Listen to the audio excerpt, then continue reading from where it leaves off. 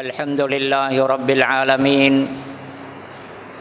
وهو ولي الصالحين والصلاة والسلام على أشرف المرسلين سيدنا وحبيبنا محمد بن عبد الله وعلى آله وصحبه ومن تبعه بإحسان إلى يوم الدين.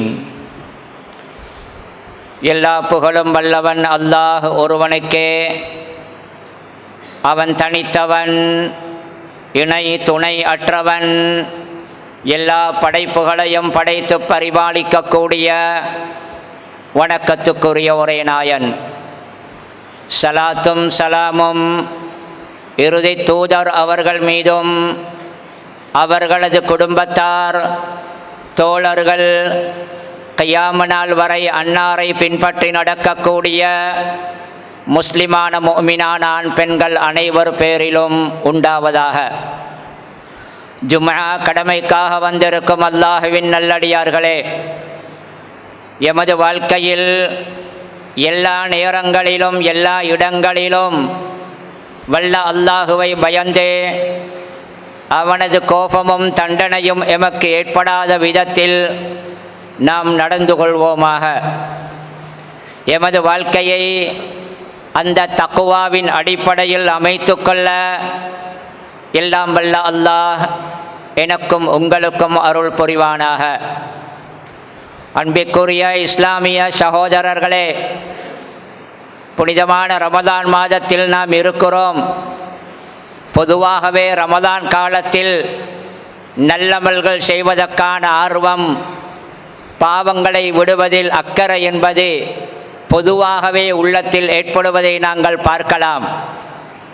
இப்படி தனது கடமைகளை செய்ய வேண்டும், அதில் குறை வைக்கக்கூடாது என்ற ஆர்வத்தில் மேலதிகமான சுன்னத்தான அமல்களையும் செய்து நன்மையை சம்பாதிக்க வேண்டும் என்ற ஆர்வத்தில் மக்கள் பல வணக்கங்களிலே ஈடுபடுகிறார்கள். இந்த ரமதானில் இந்த பின்னணியில் மக்கள் அதிகமாக கவனம் செலுத்தும் விடயத்தில் ஒன்றுதான் தனது ஜக்காத்துகளை கொடுக்கும் விஷயத்திலே மக்கள் அக்கறையாக இருப்பதை நாங்கள் பார்க்கலாம்.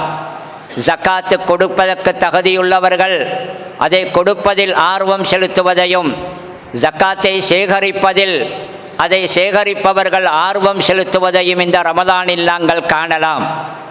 உண்மையில் சொல்லப்போனால் ரமதான் ஜக்காத்துடைய மாதம் அல்ல.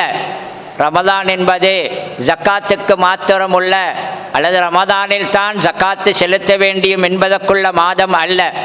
அடிப்படையில் ரமதான் என்பது கடமையான ஜக்காத்துக்கு உள்ளதல்ல, மேலதிகமான சுன்னத்தான சதகாக்களுக்குள்ள மாதமாக இருந்து கொண்டிருக்கின்றது.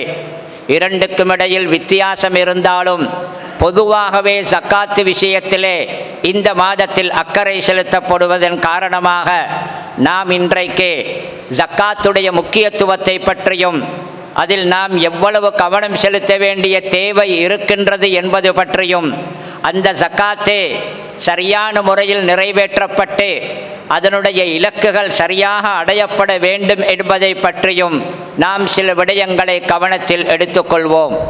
அன்பிற்குரியவர்களே, ஜக்காத்து விஷயத்திலே பல விடயங்கள் நாங்கள் கவனிக்க வேண்டியவைகள் இருக்கின்றன. அல்லது நாங்கள் பொதுபோக்காக கவனஈனமாக நடக்கும் சில அம்சங்கள் உணர்த்தப்பட வேண்டி இருக்கின்றன. எம்மில் ஒரு சாரார் இருக்கின்றார்கள், அவர்களுக்கு வசதி இருக்கின்றது, ஆனாலும் ஜக்காத்துடைய முக்கியத்துவத்தை உணராமல் அதை நிறைவேற்றுவதிலே கவனஈனமாக இருக்கின்றார்கள். இன்னும் ஒரு சாரார் ஜக்காத்து கொடுக்க வேண்டும் என்று அவர்களுக்கு புரிகிறது, ஆனாலும் அதை சரியாக கணக்கிட்டு முறையாக விநியோகம் பண்ணாமல் ஏதோ சில ஆயிரங்களை சில ரூபாய்களை கொடுத்துவிட்டு ஏதோ எனது கடமை முடிந்துவிட்டு இருக்கின்றது என்று நினைப்பவர்களும் இருக்கின்றார்கள். இன்னும் சில பேர் இருக்கின்றார்கள், ஜக்காத்து கடமை என்பது தெரியும், ஆனால் அதை சரியான முறையில் விநியோகிப்பதற்கு முயற்சி செய்வது கிடையாது. சரியான ஜக்காத்து விநியோகம் முறையாக திட்டமிட்டு அது விநியோகிக்கப்படாததன் காரணமாக ஜக்காத்தின் இலக்குகள் அடையப்படாமல் இருப்பதும், வறுமை தொடர்ந்து இருப்பதும், ஒவ்வொரு வருடமும் கொடுப்பவர் கொடுப்பவராகவும் எடுப்பவர் எடுக்கும் நிலைமையிலே தொடர்ந்து இருப்பதையும் நாங்கள் பார்க்கின்றோம். இன்னும் ஒரு சாரார் இருக்கின்றார்கள், ஜக்காத்து விடயத்திலே ஒரு சாரார் இருக்கின்றார்கள், எடுப்பதற்கு ஆசைப்படுகின்றார்கள், அதில் ஆர்வம் காட்டுகிறார்கள், ஆனால் அவர்கள் அதற்கு தகுதி இல்லாதவர்கள். மதிப்புக்குரியவர்களே, ஒரு வசதியுள்ளவர் ஜக்காத் அவருக்கு கடமையானால் அதை அவர் கொடுப்பது கட்டாயம், கொடுக்காமல் இருக்கக்கூடாது. அதே போன்று மறுபுறத்தில் ஜக்காத்துக்கு தகுதி இல்லாதவர் எடுப்பதும் கூடாது என்பதை புரிந்து கொள்ள வேண்டும். நபி அவர்கள் சொன்னார்கள், வலா ஹத்த ஃபீஹா லிகனியின் வலா லிகவியின் முக்தசிபின். இந்த சதகாவிலே வசதியுள்ளவருக்கும் இன்னும் சம்பாதிப்பதற்கு முடியுமான பலம் உள்ளவர்களுக்கும் சக்தியுள்ளவர்களுக்கும் இதிலே பங்கு கிடையாது என்று சொன்னார்கள். எனவே ஜக்காத்து விடயத்தில் இப்படி பல பிழைகள் அல்லது பல தவறான நடத்தைகள் எம்மிடத்திலே இருப்பதை நாங்கள் காணலாம். மதிப்புக்குரிய சகோதரர்களே, உலகத்திலே பொதுவாகவே அல்லாஹ் வைத்திருக்கும் விதிதான் ஏழைகள் பணக்காரர்கள் என்று, வசதியுள்ளவர்கள் வசதி இல்லாதவர்கள் என்று.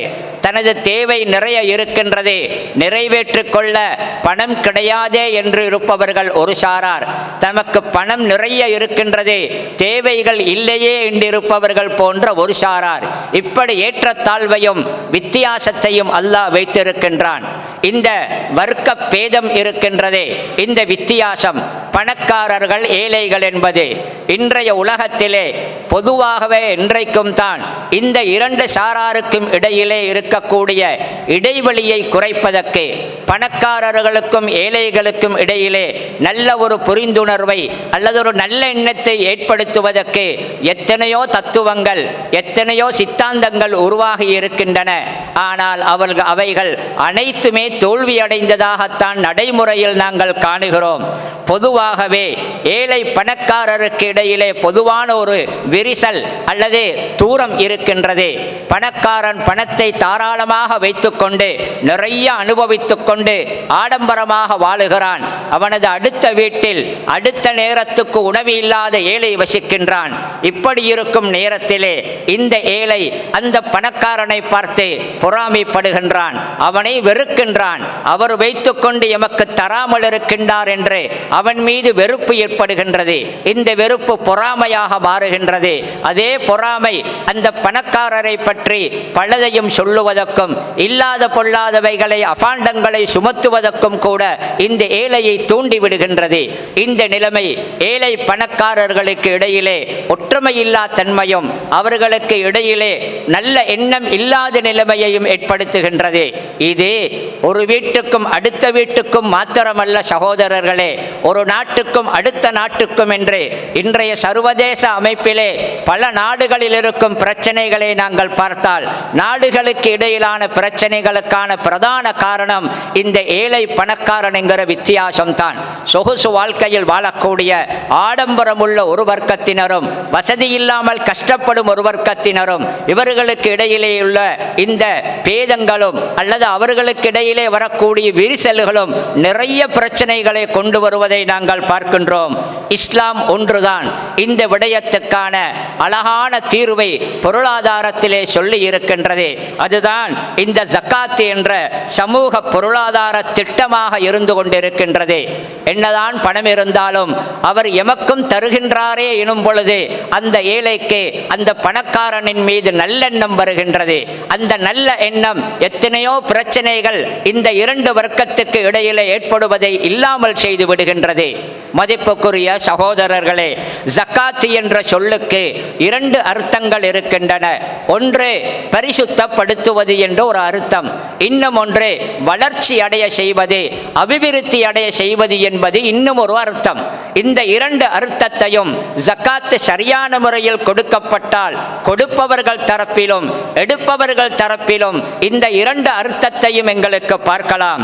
ஒரு பணக்காரர், ஒரு வசதியுள்ளவர், அவர் ஜக்காத்தை கொடுக்கும் பொழுது அவருடைய உள்ளம் தூய்மை அடைகின்றது.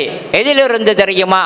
பொருளின் மீது இருக்கும் அளவற்ற ஆசை இருக்கின்றது, கொடுக்காமல் இருக்கும் உலோபித்தனம் இருக்கின்றது. செய்கின்றதே, அந்த கெட்ட நிலைமைகளிலிருந்து அவரது உள்ளத்தை அது தூய்மைப்படுத்துகின்றது. அவரது சொத்தையும் அது துப்புரவு செய்கின்றது. மறுபுறத்தில் ஜக்காத்து எடுக்கும் அந்த ஏழையுடைய உள்ளத்திலே பணக்காரர்கள் மாத்திரம் அனுபவிக்கின்றார்கள், எமக்கு தராமல் இருக்கின்றார்கள் என்று வரக்கூடிய அந்த பொறாமை அவர்களது உள்ளத்திலே இருந்து அப்புறப்படுத்தப்பட்டு ஏழையின் உள்ளமும் தூய்மைப்படுத்தப்படுகின்றது. இந்த விடயத்திலே அடுத்த பக்கத்தில் இன்னும் ஒன்றை பார்த்தால், ஜக்காத்து அபிவிருத்தி செய்கின்றது என்று பார்த்தாலும் கூட ஒரு வசதியுள்ளவர் ஜக்காத்தை கொடுக்கும் பொழுது அவரது சொத்து வளர்ச்சி அடைகின்றது. அதிலே அல்லாஹ் பரக்கத்தை வைக்கின்றான். மறுபுறத்தில் சமூகத்துக்கு சரியான முறையில் ஜக்காத்து கொடுக்கப்படும் பொழுது அந்த சமூகம் வளருகின்றது, அது முன்னேறுகின்றது. மதிப்புக்குரிய சகோதரர்களே, இந்த ஜக்காத்து எந்த அளவுக்கு முக்கியமானது என்றால், ஏதோ நினைத்தால் கொடுக்கலாம், இல்லாவிட்டால் கொடுக்காமல் இருக்கலாம் என்பதை போன்ற ஒன்று அல்ல. இஸ்லாத்தின் ஐம்பெரும் கடமைகளில் ஒன்று. நோன்பு, ஜக்காத்து, ஹஜ்ஜி போன்ற ஒரு கடமை தான் இந்த ஜக்காத் என்ற கடமை. இந்த கடமைக்கு அல்லாஹ் எந்த அளவுக்கு முக்கியத்துவம் கொடுக்கின்றான் தெரியுமா? வசதி படைத்த பணக்காரர்கள் ஏதோ நான் ஓதிக்கொண்டு தொழுது கொண்டு இதை செய்து கொண்டிருந்தால் போதும் என்பதை போன்று நினைக்கின்றார்கள். அல்லாஹ் ஜக்காத்துக்கு எவ்வளவு முக்கியத்துவம் கொடுக்கின்றான் என்றால், குர்ஆனிலே 80க்கும் அதிகமான இடங்களிலே அல்லாஹ் குர்ஆனிலே தொழுகையுடன் சேர்த்து ஜக்காத்தை சொல்லுகின்றான். தொழுங்கள், தொழுகையை நிலைநிறுத்துங்கள், ஜக்காத்தை கொடுங்கள் என்று அவ்வளவு அல்லாஹ் தொழுகையுடன் இதை சம்பந்தப்படுத்துகின்றான் என்றிருந்தால், தொழுகையை போன்று முக்கியமான ஒரு கடமை என்பதை நாங்கள் உணர வேண்டும். மதிப்புக்குரியவர்களே, இந்த ஜக்காத்து கடமையான ஒருவர் அதை கொடுக்க மாட்டேன் என்று அவர் பிடிவாதம் பிடித்தால், கொடுக்காமல் தடுத்தால் அவர் பாவி என்பதுதான் தீர்ப்பு மட்டுமல்ல. இஸ்லாமிய அரசாங்கம் ஒன்று இருந்து அந்த அரசாங்கம் ஜக்காத்தை வசூலிக்கும் பொழுது ஜக்காத்து கடமையானவர்கள் அதை கொடுக்க முடியாது என்று அவர்கள் பிடிவாதம் பிடித்தால் அவர்களுக்கு எதிராக யுத்தம் தொடுக்கலாம் என்பதுதான் உண்மை. அபூபக்கர் ரலியல்லாஹு அன்ஹு அவருடைய காலத்திலே ஜக்காத்தை கொடுக்க முடியாது என்று இருந்தவர்களுடன், அப்படி பிடிவாதம் பிடித்தவர்களுடன் அவர்கள் யுத்தம் தொடுத்தார்கள் என்பது வரலாறு. மதிப்புக்குரியவர்களே, ஜக்காத்து கடமை என்பதை தெரிந்தே மறுத்தால் அவர் இஸ்லாத்தை விட்டு வெளியாகுவார் என்பதுதான் தீர்ப்பு. எனவே இந்த அளவுக்கு முக்கியமான, இந்த அளவுக்கு கடமையாக இருக்கக்கூடிய ஒன்றுதான் ஜக்காத்து என்பது புரிந்து கொள்ளப்பட வேண்டிய ஒன்றாக இருக்கின்றது. மதிப்புக்குரிய சகோதரர்களே, ஜக்காத்து கொடுக்க வேண்டும் என்று சொல்லும் பொழுது வசதியுள்ளவர்கள், பணக்காரர்கள், அவர்கள் சம்பாதித்த சொத்திலிருந்து, அவர்கள் கஷ்டப்பட்டு உழைத்த உழைப்பிலிருந்து ஜக்காத்து கொடுக்க வேண்டும் என்று சொல்லும் பொழுது ஒரு சிலர் நினைப்பது எப்படி தெரியுமா? நான் கஷ்டப்பட்டு உழைத்தது அல்லவா, எவ்வளவு வியர்வை சிந்தியிருப்பேன், எவ்வளவு இரவுகள் நித்திரையை தொலைத்திருப்பேன், இப்படி கஷ்டப்பட்டதை நான் கொடுப்பதா, இப்படி கொடுப்பதா என்று பொருளின் மீது இருக்கும் ஆசையின் காரணமாக உலோபித்தனம் வரலாம். அப்படி வரலாம் உள்ளத்திலே. அல்லாஹ்வே சொல்றான், உங்களுக்கு அல்லாஹ் பொருளை எல்லாம் கொடுத்து விட்டு அவற்றையெல்லாம் தாருங்கள் என்று அல்லாஹ் கேட்டு, அல்லாஹ் அதை திரும்ப திரும்ப கேட்டு உங்களிடத்தில் கேட்டாலும் தபஹலு, நீங்கள் உலோபித்தனம் பண்ணுவீர்கள் என்று சொல்லுகிறான். பொருளின் மீது இருக்கும் இயல்பான ஆசையின் காரணமாக, தான் சம்பாதித்த சொத்துகளின் மீது இருக்கும் பற்றின் காரணமாக, நான் சம்பாதித்ததே, நான் கஷ்டப்பட்டதே, இதை நான் கொடுக்க வேண்டுமா என்று நினைக்கும். அப்படி கொடுப்பதனால் எனது சொத்து குறையுமே என்று கூட நினைக்கும். அல்லாஹு தஆலா இதற்கெல்லாம் பதில் சொல்லுகின்றான். உண்மையில் எமது சொத்து, அதிலிருந்து நாம் கஷ்டப்பட்டதிலிருந்து தான் கொடுக்கின்றோம் என்றிருந்தாலும், கொடுக்கும் பொழுது குறையும் என்றிருந்தாலும் கூட நன்றாக யோசித்து பார்த்தால் எமது சொத்து அனைத்துமே அல்லாஹ் தந்ததுதான். நாம் யாரும் இந்த சொத்தையெல்லாம் எடுத்துக்கொண்டு உலகத்துக்கு வரவில்லை. அல்லாஹ் தந்ததுதான் அனைத்துமே. அதிலிருந்தும் அல்லாஹ் அனைத்தையுமே கேட்டிருந்தாலும் பிழையல்லதான். ஆனால் அல்லாஹ் கேட்பது 2.5% மாத்திரம்தான். 97.5% வைத்துக் கொள்ளும்படி சொல்லுகின்றான் என்றிருந்தால் அல்லாஹ் எவ்வளவு எம்முடன் கருணையாக நடக்கின்றான். அல்லாஹ் தந்ததிலிருந்து கேட்கிறான், அதுவும் அல்லாஹ் குறைவாகத்தான் கொடுக்கும்படி சொல்லுகிறான். அடுத்ததாக அல்லாஹுடைய இந்த கட்டளையை நிறைவேற்றினால் வெளிப்பார்வையில் சொத்து குறைவதை போல் இருந்தாலும் கூட அந்த சொத்து தூய்மை அடைகின்றது, பரிசுத்தம் அடைகிறது மட்டுமல்ல, அது அபிவிருத்தி அடையும் என்பது அல்லாஹ் கொடுத்த வாக்கு. வமா ஆதைத்தும் மின் ஸகாத்தின் துரீதூன வஜ்ஹல்லாஹி ஸகாத்தி ஃபஉலாயிக ஹுமுல் முத்இஃபூன். நீங்கள் ஏதாவது ஒரு ஸகாத்தை கொடுத்தால், அல்லாஹ்வுடைய திருப்பொருத்தத்தை நாடிய நிலைமையிலே நீங்கள் கொடுத்தால், அப்படி கொடுத்தால் ஃபஉலாயிக ஹுமுல் முத்இஃபூன், அப்படி கொடுப்பவர்கள் தமது சொத்தை குறைத்துக் கொள்பவர்கள் அல்ல, தமது சொத்தை பன்மடங்காக அதிகரித்துக் கொள்பவர்கள் என்று அல்லாஹ் சொல்லுகிறான். எனவே இஹ்லாஸ் என்ற அந்த தூய எண்ணத்துடன் அல்லாஹ்வின் திருப்பொருத்தத்தை மாத்திரம் எதிர்பார்த்து நாம் ஜக்காத்து கொடுப்போம் என்றிருந்தால் எமது சொத்தில் அல்லாஹ் பரக்கத்து செய்வான், அதை அல்லாஹ் வளர்ச்சி அடைய செய்வான். இன்னல் முஸ்ஸத்திகீன வல் முஸ்ஸத்திகாத்தி வ அக்ரதுல்லாஹ கர்தன் ஹஸனன் யுதாஅஃபு லஹும் வ லஹும் அஜ்ருன் கரீம். அல்லாஹ் சொல்லுகிறான், சதகா கொடுக்கும் ஆண்களும் பெண்களும், இன்னும் அல்லாஹ்வுக்காக அழகிய கடன் கொடுப்பவர்களும், யுதாஅஃபு லஹும் அவர்களுக்கு இரட்டிப்பாக்கப்படும், ஒன்றுக்கு இரண்டாக பன்மடங்காக்கப்படும். வலஹும் அஜ்ருன் கரீம் அவர்களுக்கு கண்ணியமான கௌரவமான கூலி இருக்கின்றது என்று அல்லாஹ் சொல்லுகிறான். நாம் நிறைய கேட்ட ஒரு ஹதீஸ் தான், மா நகசமாலுன் மின் சதகத்தின், தர்மத்தின் மூலமாக சொத்து குறையாது என்று நபி அவர்கள் சொன்னார்கள். மதிப்புக்குரிய சகோதரர்களே, பொதுவாகவே உலகத்திர பொருளாதாரத்தில் இரண்டு எதிரும் புதிருமான இரண்டு இருக்கின்றன. ஒன்று வட்டி, அடுத்தது தர்மம் என்கிற இந்த சதகா ஜகாத்து போன்றவைகள். அல்லாஹு தஆலா இந்த இரண்டையும் பற்றி ஒரே இடத்தில் சொல்லுகிறான். வட்டி வெளிப்பார்வையிலே வட்டி எடுப்பவர்களுக்கு சொத்து பெருகுவதாகத்தான் இருக்கும். ஆனாலும் அல்லாஹ் சொல்கிறான், யம்ஹகுல்லாஹுர் ரிபா, வட்டியை அல்லாஹ் அழித்து விடுவான். வயுர்பி சதகாத், அல்லாஹ் தர்மங்களை அல்லாஹு தஆலா வளர்ப்பதாக அல்லாஹு தஆலா குர்ஆனிலே சொல்லுகிறான். மதிப்புக்குரிய சகோதரர்களே, ஜக்காத்து என்பது எந்த அளவுக்கு கடமை என்றிருந்தால் நீங்கள் பார்க்கலாம். தொழுகை அது பருவமடைந்தவர்களுக்குத்தான் கடமை. நோன்பா இருந்தாலும் கூட பருவமடைந்த சக்தியுள்ளவர்களுக்குத்தான் கடமை. ஹஜ்ஜா இருந்தாலும் அப்படித்தான். இப்படியெல்லாம் இருக்க இந்த ஜக்காத்தை நாங்கள் பார்த்தால் புரியலாம். ஜக்காத்தை பொறுத்தவரையிலே பருவமடைந்துதான் இருக்க வேண்டும் அல்லது இப்படித்தான் என்ற நிபந்தனைகள் பொதுவாக கிடையாது. பெண்களுக்கும் ஜக்காத்து கடமையாகும், சிறு பிள்ளைகளுக்கும். சித்த சுவாதீனம், அதாவது புத்தி இல்லாத பைத்தியக்காரர்களின் சொத்திலும் கூட ஜக்காத்து கடமை என்பதுதான் நிறைய உலமாக்களின் கருத்தாக இருக்கின்றது. மதிப்புக்குரியவர்களே, பெண்கள் நினைப்பது ஆண்களுடன் சம்பந்தப்பட்டதுதான் ஜக்காத் என்ற கடமை என்று. அப்படி இல்லை.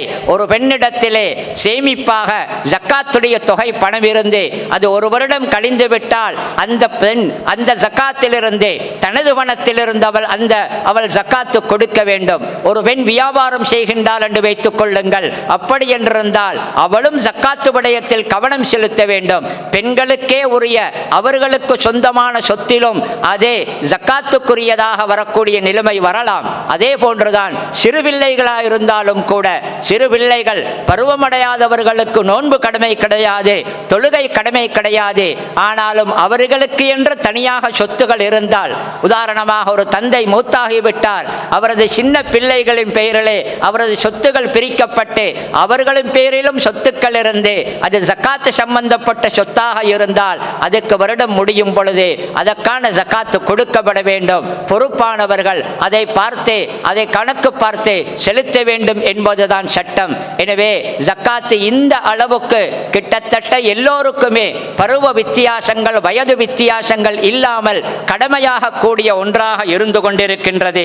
மதிப்புக்குரிய சகோதரர்களே, எம்மிடத்திலே ஒரு பிழையான மனப்பதிவு இருக்கின்றது. எம்மில் பல பேர் நினைத்து கொண்டிருக்கின்றார்கள் பெரிய கோடீஸ்வரர்களுக்கு மாத்திரம்தான் ஜக்காத்து என்ற கடமை என்று.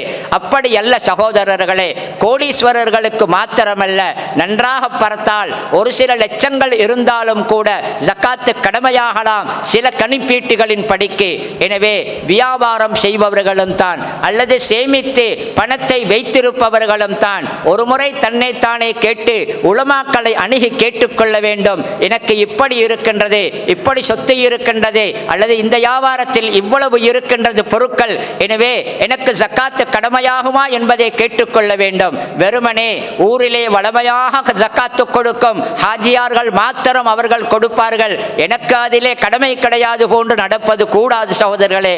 நாம் உலமாக்களை அணுகி இது சம்பந்தப்பட்ட தெளிவுகளை நாங்கள் எடுத்துக்கொள்ள வேண்டும்.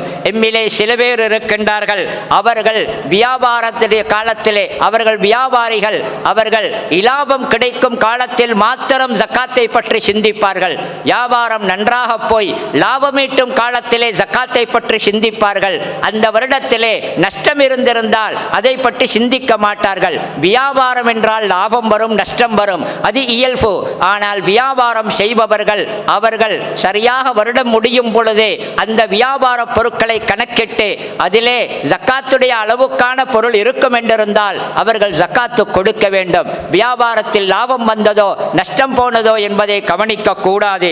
மதிப்புக்குரிய சகோதரர்களே, இன்னும் சில பேரை பார்க்கின்றோம். சில வசதி உள்ளவர்கள், சில வியாபாரிகளும் தான் அல்லது தனவந்தர்களும் தான், அவர்கள் பல பல விடயங்களுக்கு தர்மம் என்று கொடுப்பார்கள்.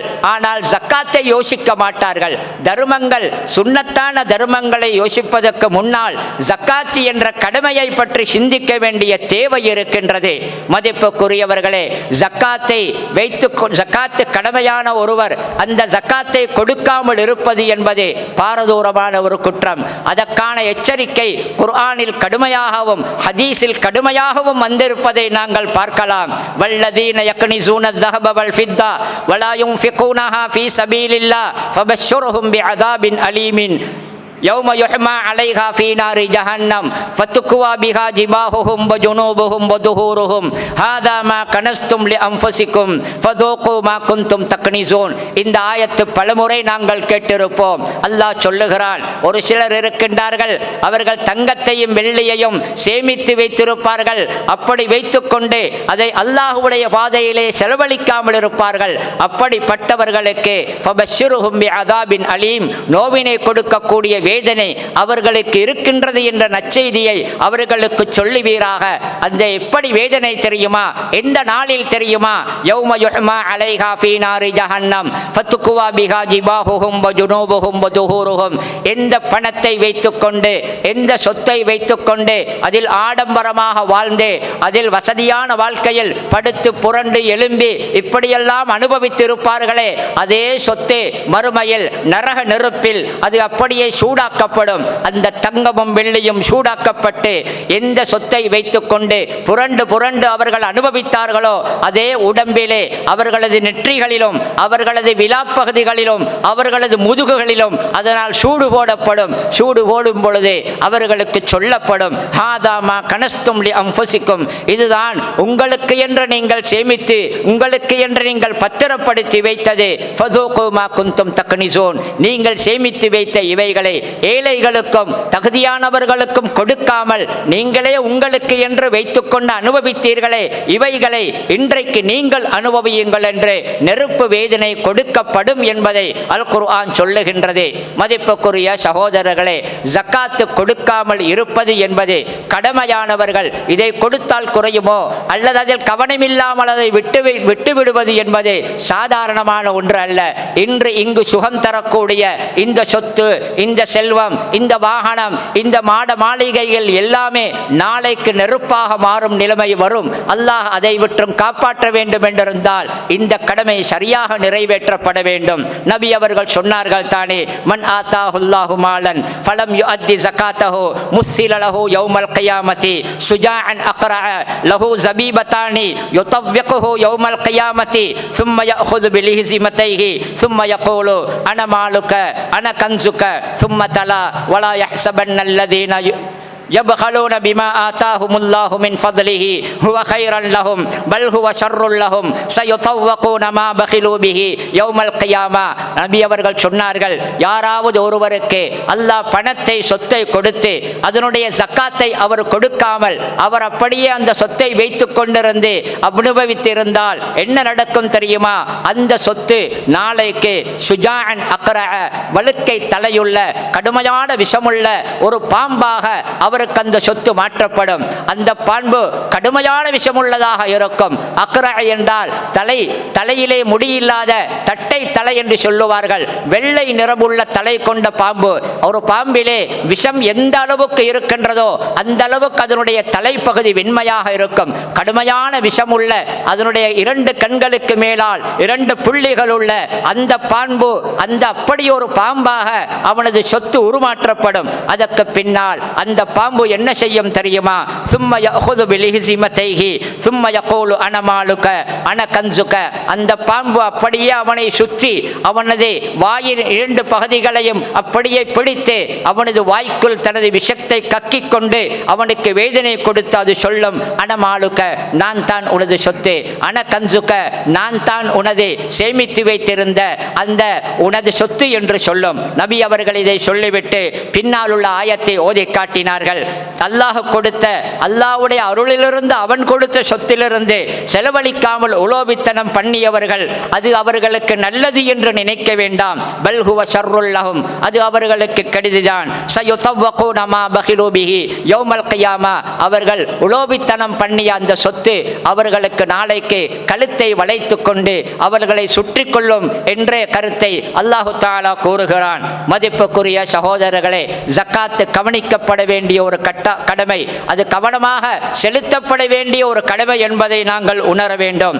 இஸ்லாம் ஜக்காத்து என்ற அந்த இபாதத்து விடயத்திலே தெளிவாக அதனுடைய சட்டங்களை எல்லாம் சொல்லி தந்திருக்கின்றது.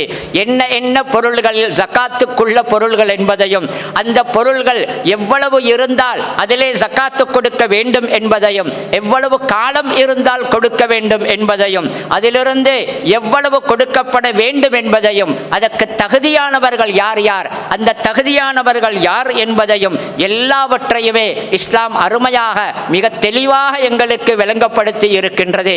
மதிப்புக்குரியவர்களே, பொதுவாக ஆக பெரும்பாலும் ஜக்காத்து விஷயத்திலே அந்த நிசாபு என்று சொல்லப்படக்கூடிய குறிப்பிட்ட ஒரு அளவு இருக்கின்றது.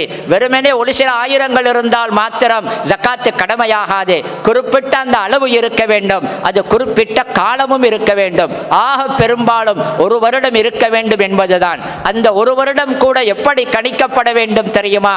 இன்றைக்கு எங்களில் பல பேர் ரமதானிலே ஜக்காத்தில் இப்படியெல்லாம் ஆர்வம் செலுத்துவதை பார்த்தால் எல்லோரும் சேமிக்க தொடங்குவதும் எல்லோரும் வியாபாரத்தை தொடங்குவதும் ரமதான் மாதத்தில் என்பது போன்றுதான் இருக்கின்றது. அப்படி அல்ல சகோதரர்களே. எந்த மாதத்தில் எந்த திகதியில் நாங்கள் ஜக்காத்தை ஆரம்பித்தோம், நாங்கள் வியாபாரத்தை ஆரம்பித்தோமோ, அல்லது அந்த முழு தொகை நிசாபுக்குள்ள அந்த சல்லி அந்த தொகை எம்மிடத்திலே வர துவங்குகின்றதோ அதிலிருந்து 1 வருடம் கழிந்து விட்டால் ஜக்காத்து கடமையாகிவிடும். அந்த 1 வருடத்தையும் நாங்கள் கவனிக்க வேண்டும். ஹிஜ்ரி கணக்கும்படி, பிறை கணக்கும்படி தான் 1 வருடம் பார்க்கப்பட வேண்டுமே தவிர ஆங்கில இந்த சூரிய வருட கணக்கும்படி பார்ப்பது அல்ல. சரியாக பார்த்தால் 11 நாள் வித்தியாசம் இருக்கின்றது. 11 நாள் குறைவு இந்த சந்திர வருடத்துக்கு. நல்ல துல்லியமாக கவனமாக நாங்கள் கவனிப்பது என்றிருந்தால் போன வருடம் செவ்வால் மாதம் தலைப்பிறை அன்று வியாபாரத்தை தொடங்கினால் அடுத்த வருடம் செவ்வால் மாதம் தலைப்பிறையாகும் பொழுது 1 வருடம் பூரணமாகின்றது. இவைகளையெல்லாம் கவனத்தில் எடுக்க வேண்டும். மதிப்புக்குரிய சகோதரர்களே, ஜக்காத்து ஒருவருக்கு கடமையாகிவிட்டால் அதை பொதுவாகவே பிற்படுத்துவது கூடாதுதான். பொதுவாக கூடாது. ஒரு சில முக்கியமான நன்மைகள் நலவுகளுக்காக தாமதிக்கலாம் என்று சுட்டு விதிவிலக்குகள் இருந்தாலும் கூட ஜக்காத்தை தாமதிக்க கூடாது. சில பேர் இருக்கின்றார்கள், ரமதானுக்கு முன்னால் ரஜபு மாதத்திலேயே ஜக்காத்து கடமையாகிவிட்டால் ரமதான் வருகிறது தானே 2 மாதங்களுக்கு பின்னால் புனித மாதத்தில் அல்லது அந்த சிறப்புமிக்க மாதத்தில் கொடுத்தால் நன்மை கூட கிடைக்குமோ என்பதை போன்று ரமதான் வரைக்கும் பிற்படுத்துவது நல்லது அல்ல சகோதரர்களே. ஜக்காத்து கடமையாகிவிட்டால் உடனே கொடுத்து விட வேண்டும் என்பதுதான் பொதுவான சட்டம். ஜக்காத்து கடமையாகுவதற்கு முன்னால், அதாவது வருடம் பூர்ணமாகுவதற்கு முன்னால் முற்படுத்தலாம் என்பது கூட இருக்கின்றது. அது சம்பந்தமான விரிவான சட்டங்களை உலமாக்களை அணுகி ரமதானிலே ஜக்காத்துக்கான ஆர்வம் இருக்கின்றது. ஆனால் இன்னும் 1 மாதம் இருக்கின்றது 1 வருடம் பூரணமாக என்று இருந்தால் அந்த 1 மாதத்துக்கு முன்னால் கொடுக்கலாம் தான். அதிலே பிரச்சனை கிடையாது. இந்த சட்டங்களை தெளிவாக உலமாக்களை அணுகி அவர்களிடம் கேட்டு நாங்கள் ஜக்காத்துகளை நிறைவேற்ற பழகிக் கொள்ள வேண்டும். மதிப்புக்குரிய சகோதரர்களே, ஜக்காத்து விடயத்திலே அந்த ஜக்காத்து செலுத்தப்படாமல் இருப்பது பாரதூரமானது. அதனால் பாரிய விளைவுகள் அந்த தனி மனிதனுக்கும் தான், சமூக சமூகத்துக்கும் தான் வருகின்றது. ஒருவருடைய சொத்திலே ஜக்காத்து கடமையாகிவிட்டது என்று சொல்லுங்கள். கடமையாகிவிட்டால் அதை எடுப்பதற்கு தகுதியானவர்களும் ஊரிலே இருக்கின்றார்கள். இவரிடத்தில் கொடுப்பதற்கும் பணம் தயாராக இருக்கின்றது என்றிருந்தால் அவர் கொடுத்து விட வேண்டும். அதற்கு மேல் அதை அவர்கள் பிற்படுத்தக்கூடாது. அப்படி பிற்படுத்தி கொண்டு கொடுக்காமல் இருந்தால் எத்தனை பேர் ஒரு மாதம் 2 மாதம் அல்ல வருடக்கணக்கில் கொடுக்காமலே இருக்கிறார்கள். நல்லாக யோசித்து பார்த்தால் அவர்கள் அடுத்தவருக்கு போக வேண்டிய சொத்தை அவர்கள் வைத்து அனுபவிக்கின்றார்கள் என்பதுதான் அர்த்தம். ஜக்காத்து கொடுக்காமல் எனது பணம், எனது வாகனம், எனது வியாபாரம் என்பதை போன்று பணத்தை வைத்துக் கொண்டு வியாபாரத்தை வைத்துக் கொண்டு தான் மாத்திரம் அனுபவிக்கின்றார்களே.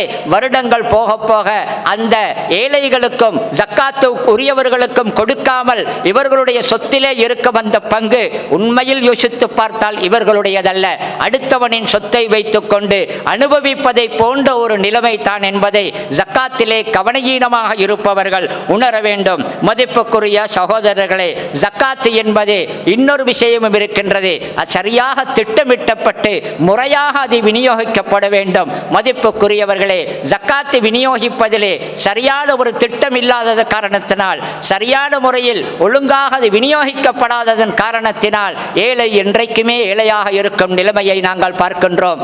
சமூகத்தில் நிறைய பேருக்கு நிறைய தேவைகள் இருக்கின்றன. நோயினால் அந்த நோய்க்கு செலவழிப்பதற்கு பணமில்லாமல் கஷ்டப்படுபவர்கள் இருக்கின்றார்கள்.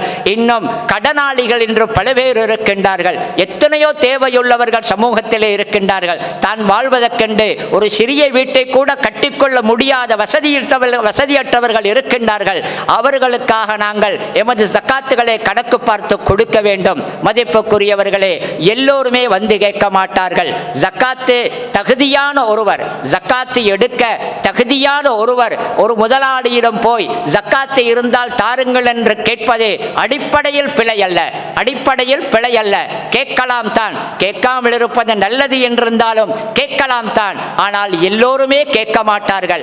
எல்லோருமே கேட்க மாட்டார்கள். வசதியுள்ளவர்கள் தான் தேட வேண்டும். அடையாளம் பண்ணி வசதியற்றவர்களை தேடி அவர்களுக்கு கொடுக்க வேண்டும். சமூகத்திலே சில ஏழைகள் இருக்கின்றார்கள். அவர்கள் உண்மையிலே வசதி இல்லாதவர்கள். ஆனால் வாய் திறந்து கேட்க மாட்டார்கள். அவர்களது நிலைமைதான் உண்மையிலே பரிதாபம். சஹீஹுல் புகாரியிலே ஒரு ஹதீஸ் வருகின்றது. நபி அவர்கள் சொன்னார்கள், மக்களிடம் வாய் திறந்து கேட்டு அதன் மூலமாக ஒன்றோ இரண்டோ கிடைக்கின்றதே, அவன் உண்மையிலே ஏழை அல்ல. அவன் உண்மையிலே ஏழை அல்ல. அவன் கேட்டு விடுகிறான், ஏதோ அவனுக்கு கிடைத்து விடுகின்றது. உண்மையான ஏழை யாரு தெரியுமா? அவனுக்கு தேவையும் இருக்கின்றது. அவன் மக்களிடத்தில் வாய்விட்டு கேட்பதும் கிடையாது. அவன் ஏழை என்பதை சமூகம் புரியாமலும் இருக்கின்றது. அவன் தான் பாவம். அவன் தான் உண்மையிலே ஏழை. அவனுக்கு கேட்பதற்கு வெட்கமாக இருக்கின்றது, தேவையும் இருக்கின்றது. அவன் கேட்காததனால் சமூகம் நினைக்கின்றது இவனுக்கு தேவையில்லை என்று. அவன் தான் உண்மையிலே ஏழை என்று நபி அவர்கள் சொன்னார்கள். மதிப்புக்குரியவர்களே, சில பேர் இருக்கின்றார்கள் கௌரவமான ஏழைகள், ஆனாலும் தேவையுள்ளவர்கள். அவர்களை தேடி கொடுக்க நாம் முயற்சி செய்ய வேண்டும். எனவே இந்த ஜக்காத்துடைய விஷயத்திலே நிறைய கவனம் எடுத்து இதனுடைய சட்ட திட்டங்களை சரியாக புரிந்து அதை முறையான முறையில் விநியோகிப்பதற்கு கொடுப்பதற்கு நாங்கள் முனைய வேண்டும். வல்ல அல்லாஹ் எம் அனைவருக்கும் அருள் புரிவானாக. வ ஆகிரு தஅவானா அனில் ஹம்துலில்லாஹி ரப்பில் ஆலமீன். அல்ஹம்துலில்லாஹ் வஸ்ஸலாத்து வஸ்ஸலாமு அலா ரசூலில்லாஹ் வ அலா ஆலிஹி வ ஸஹ்பிஹி வ மன் தபிஅஹு பி இஹ்சானின் இலா யௌமித்தீன்.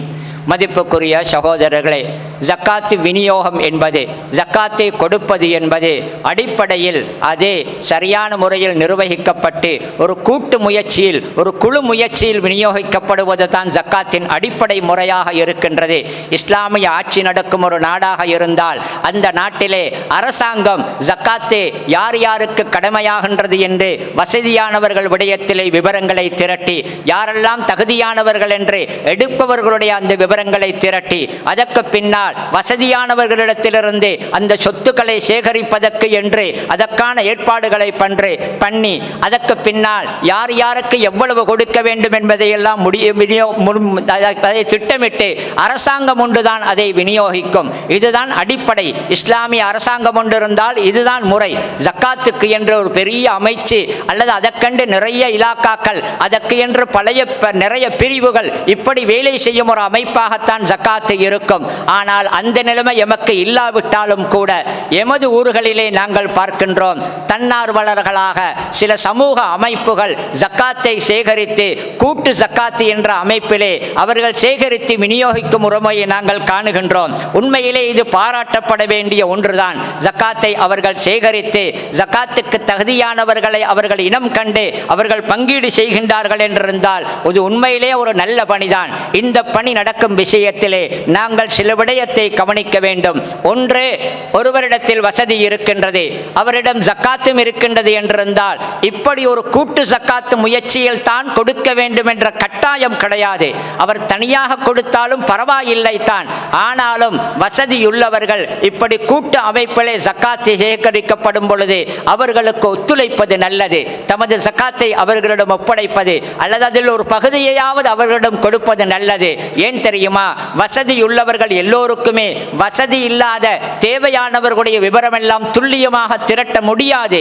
இப்படி ஒரு கூட்டம் முன்வந்து இந்த சரியான முறையில் அந்த ஜக்காத்து போய் சேருவதற்கான முயற்சிகளை செய்யும் பொழுது பணக்காரர்களுக்கும் ஒரு விதத்தில் அது ஒரு இலேசு தான். எனவே ஜக்காத்து கொடுப்பவர்கள் இது போன்ற அமைப்புகளுக்கு ஒத்துழைக்க வேண்டும். அடுத்தது, இந்த அமைப்புகளிலே ஈடுபடுபவர்கள் கவனமாக இருக்க வேண்டும். ஜக்காத்தை சேகரிப்பதிலே தன்மால்வர்களாக ஈடுபட்டாலும் கூட அது சம்பந்தமான மார்க்க அறிவுடன் அவர்கள் செயல்பட வேண்டும். அதை எப்படி கொடுப்பது, யாருக்கு கொடுப்பது என்பதெல்லாம் தெளிவான அறிவுடன் கொடுக்கப்பட வேண்டும். காரணம் என்னவென்றால், ஒரு சரியான தகுதி இல்லாதவர்களுக்கு அல்லது முறையில்லாத விதத்தில் ஜக்காத்து ஒப்படைக்கப்பட்டால் அது எம்மை நம்பி ஜக்காத்தை தந்த அந்த வசதியாளருக்கு அந்த தனவந்தருக்கு செய்யும் துரோகமாக ஆகிவிடும். அடுத்தது, அதிலே ஈடுபடுபவர்கள் நல்லெண்ணத்துடனும் அடுத்ததாக நீதமாகவும் நியாயமாகவும் இது ஒரு அமானிதம் என்பதை உணர்ந்து அந்த ஜக்காத்தை அவர்கள் பங்கீடு செய்ய வேண்டும். கண்டபடி அதை காலம் தாழ்த்தக்கூடாது, எடுத்து வைத்துக் கொண்டு. எனவே இது ஒரு பொதுவான ஒரு நல்ல பணிதான். இந்த விடயத்தில் ஒத்துழைப்பு இருக்க வேண்டும். இந்த விடயங்கள் அப்படி நடக்கும் என்றிருந்தால் இலங்கையிலே சில பகுதிகளில் கூட நாங்கள் கேள்விப்படுகின்றோம், லட்சங்கள் அல்ல கோடிகளாக ஜக்காத்தை சேகரிக்கிறார்கள், அதன் மூலம் நிறைய நல்ல பணிகளை செய்கின்றார்கள் என்றிருந்தால் அது நல்ல முயற்சி தான். அந்தந்த பகுதிகளில் அதற்கான முயற்சிகள் நடக்க வேண்டும். நடந்தால் அதை முறையாக திட்டமிட வேண்டும், அதை அமானிதமாக நிறைவேற்ற வேண்டும். அதற்கு பலரும் ஒத்துழைக்க வேண்டும். வல்ல அல்லாஹ் எம் அனைவருடைய பாவங்களையும் மன்னிப்பானாக. யா அல்லாஹ், எமது தாய் தந்தையர்கள் உஸ்தாதுமார்களுடைய பாவங்களை மன்னிப்பாயாக. எங்கெல்லாம் முஸ்லிம்கள் கஷ்டப்படுகின்றார்களோ அங்கே முஸ்லிம்களுக்கு விடிவையும் அவர்களுக்கு விமோசனத்தையும் தருவாயாக. வ ஆகிரு தஅவானா அனில் ஹம்துலில்லாஹி ரப்பில் ஆலமீன்.